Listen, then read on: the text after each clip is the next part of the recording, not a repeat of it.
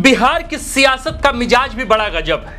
नीतीश कुमार जब तक बिहार की सत्ता के सेंटर में थे, उनकी पार्टी जदयू में सब कुछ ऑल इज वेल लग रहा था।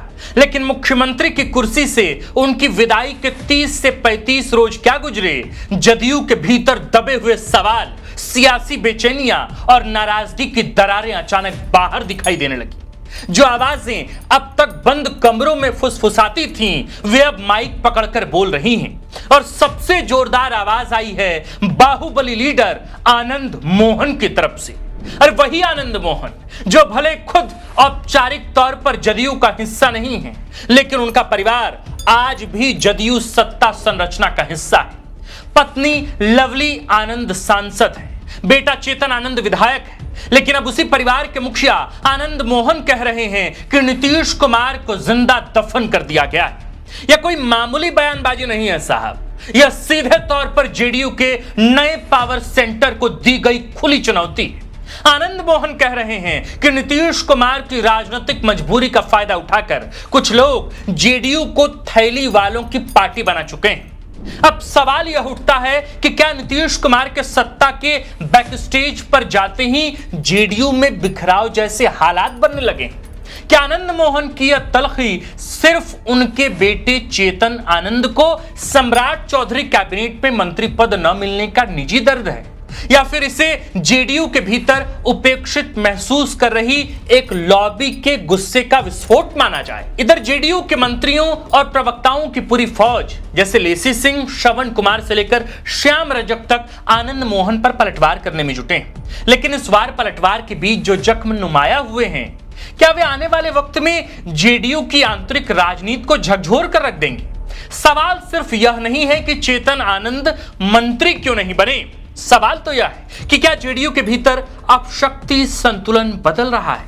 क्या पार्टी के भीतर कुछ चेहरे नए पावर सेंटर बन चुके हैं? और सबसे बड़ा डर, अगर नीतीश सक्रिय राजनीति के नेपथ्य में चले जाते हैं तो क्या वाकई जेडीयू बिखर जाएगी? तो नमस्कार, प्रणाम, जोहार। हमार नाम आकाश आनंद है और वह देखल शुरू कर चुकल बानी बिहार के राजनीतिक घटनाक्रम पर सबसे सटीक, सबसे विस्तृत विश्लेषणात्मक कार्यक्रम जेकर नाम है सियासी कहानियां। आइए इस पॉलिटिकल कंट्रोवर्सी के एक एक पन्ने को पलटते हैं और देखते हैं कि आनंद मोहन के विस्फोटक बयान के पीछे की इनसाइड स्टोरी क्या है और आने वाले दिनों में इसके कितने और किस तरह के इंपैक्ट दिख सकते हैं।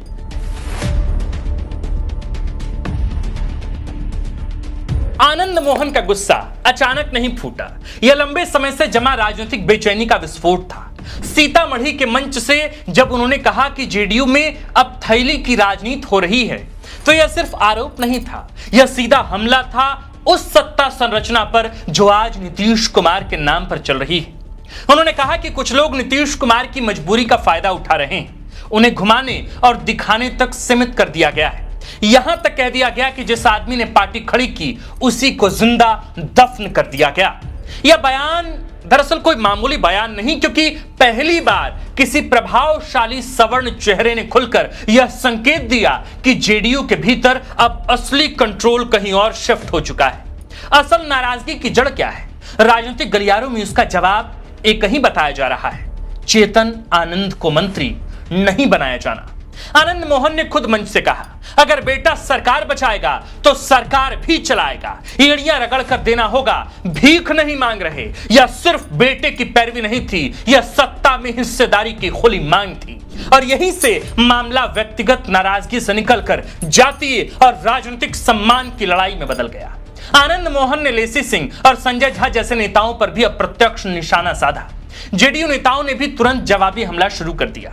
श्रवण कुमार ने कहा कि अगर नीतीश नहीं होते तो आनंद मोहन जेल से बाहर भी नहीं आते। थैली वाली राजनीति के तोहमत पर श्याम रजक ने तल्ख अंदाज में आनंद मोहन से पूछा, क्या आपकी पत्नी को टिकट थैली लेकर दिया गया था? क्या आपके बेटे को टिकट पैसे के एवज में दिए गए थे? इसी तरह लेसी सिंह ने आनंद मोहन के बयान पर पलटवार करते हुए कहा, कोई नीतीश कुमार को दफन नहीं कर सकता। वार पलटवार के सिलसिले से साफ जाहिर है कि अब लड़ाई बंद कमरे से निकलकर खुली सड़क पर आ चुकी। और जब किसी पार्टी की अंदरूनी लड़ाई सार्वजनिक हो जाए तब समझ लीजिए कि मामला सिर्फ बयान का नहीं, बैलेंस ऑफ पावर का भी तो है।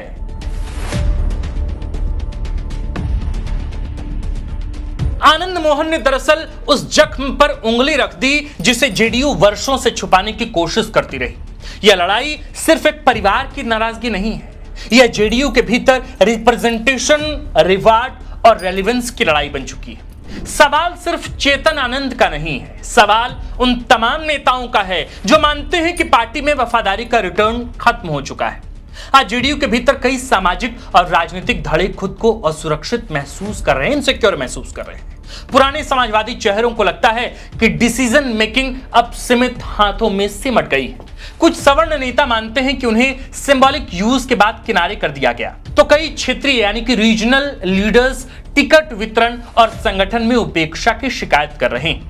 यही वजह है कि अब पुराने फैसले भी बहस में लौट आए हैं। कई सवाल सिर उठाने लगे हैं, मसलन सीमान में कविता सिंह जैसी मजबूत राजपूत महिला प्रत्याशी का टिकट क्यों काटा गया, जबकि उनका संसदीय ट्रैक रिकॉर्ड शानदार था। बांका में भी पुतुल देवी की जगह गिरधारी यादव को तरजीह क्यों दी गई। बाहुबली प्रभुनाथ सिंह का मामला भी फिर से गरमाने लगा है। उनके समर्थकों का दर्द है कि जिस नेता ने जेडीयू की बुनियाद को मजबूत करने में अपना सब कुछ लगा दिया, आज उनका परिवार बिल्कुल अलग थलग पड़ा है।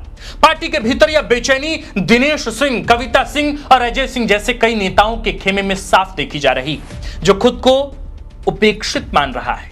आनंद मोहन के बगावती सुरों ने इस पूरे उपेक्षित धड़ों को एक लाउड स्पीकर दे दिया है। दरअसल जेडीयू की सबसे बड़ी ताकत हमेशा यह रही कि नीतीश कुमार हर सामाजिक समूह को सम्मान का एहसास दिलाते रहे। हर जाति को लगता था कि पार्टी में उसकी हिस्सेदारी है, लेकिन अब पहली बार यह धारणा कमजोर पड़ती दिख रही है। और सबसे बड़ा संकट यह है कि जेडीयू के भीतर कोई नेचुरल सेकंड लाइन तैयार नहीं हुई। हर नेता अपने अपने पावर क्लस्टर में राजनीति कर रहा है।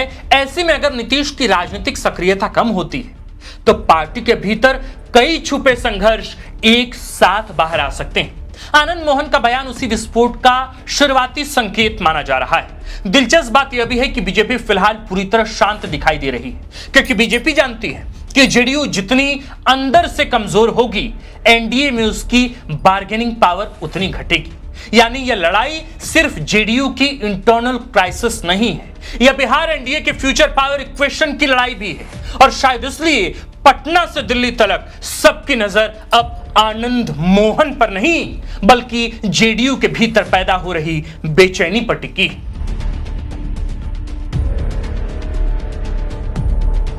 बिहार की राजनीति में एक नियम हमेशा से रहा है। क्या नियम? यहां बयान कभी सिर्फ बयान नहीं होते, हर शब्द के पीछे जाति होती है, संदेश होता है और भविष्य की राजनीति छिपी होती है। आनंद मोहन के बागी तेवर का असर भी सिर्फ जेडीयू तक सीमित नहीं रहेगा। पहला असर पड़ेगा राजपूत राजनीति पर, क्योंकि आनंद मोहन आज भी उस सामाजिक वर्ग में प्रभाव रखते हैं। अगर यह नैरेटिव मजबूत हुआ कि जेडीयू अपने वफादार सवर्ण चेहरों को किनारे कर रही है, तो उसका सीधा नुकसान पार्टी को हो सकता है। दूसरा असर जेडीयू के भीतर नेतृत्व संकट को लेकर होगा। अब तक पार्टी में कोई खुलकर यह कहने की हिम्मत नहीं करता था कि नीतीश के बाद क्या, लेकिन आनंद मोहन ने यह सवाल सार्वजनिक कर दिया है। और राजनीति में सबसे खतरनाक स्थिति वही होती है जब कार्यकर्ता भविष्य को लेकर कंफ्यूज हो जाए।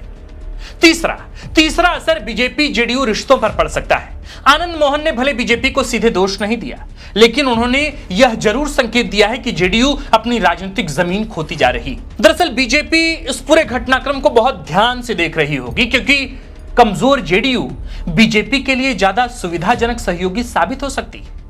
चौथा और सबसे बड़ा असर 2029-2030 की राजनीति पर पड़ेगा। अगर जेडीयू के भीतर यही असंतोष बढ़ता रहा तो आने वाले समय में छोटे छोटे गुट बन सकते हैं। कुछ नेता बीजेपी की तरफ झुक सकते हैं, कुछ क्षेत्रीय समीकरणों के आधार पर नई पोजीशनिंग कर सकते हैं, और यह भी संभव है कि जेडीयू धीरे धीरे कैडर पार्टी नहीं बल्कि नेता आधारित ढांचा बनकर रह जाए। असल खतरा यही है, क्योंकि जिस दिन पार्टी के भीतर एक धारणा मजबूत हो जाए कि नीतीश के बाद सब निश्चित है, उस दिन टूट सिर्फ संगठन में नहीं, वोट बैंक में भी शुरू हो जाएगी।